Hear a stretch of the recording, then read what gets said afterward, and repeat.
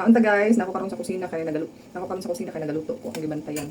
Kuan ra ni, upat ka itlog tapos malunggay gikan sa garden, alugbati, tanglad ug sibuyas dapon. Mao ra na. 4 ka eggs. Oh, higop ta sa bo. Kalami. Uy, ang pampalasa ani guys no, asin ra.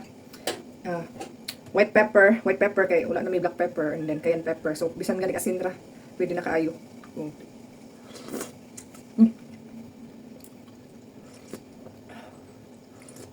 Kalami sa sabaw kay ngano presko kayo ang mga gulay gikan sa garden. Hilig kay ko magtanom no kay para at least na tay subak-subak. Nga libre kay pait ba kay panahon karon. Kailangan mananom jud ta. So kana bitong sa palengke mga stock sa alugbati kay ako agi nang itanom. Itugsok ra man taon na motubo man na dayon. Unya kato akong malunggay kay pinangayo ra gyud na sa mong silingan ang stem niya no. Nya akong giugsok nya moto ni kuanday ni nanaghanda yun siya.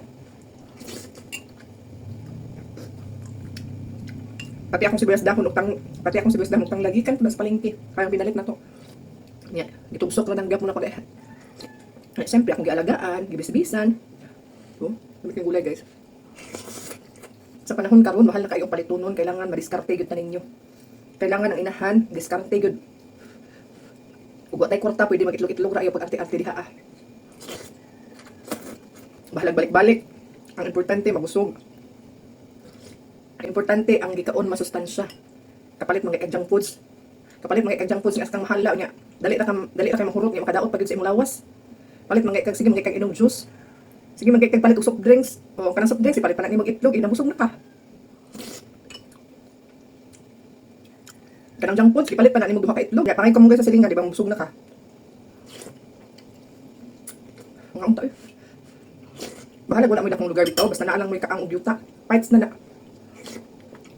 Magkugi lang gyud tanom. Tama ani ang nahulog ra gyud na akong gigastos ani kay upat ka itlog. Kay naa naman ko katong mga pampalasa.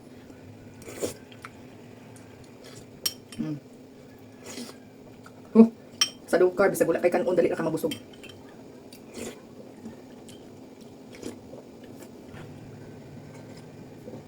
Ya, okay.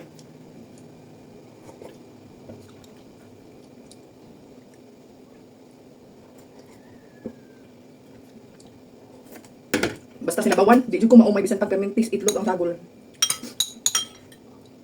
Kung ano nga bilin. Itong ibutang ha.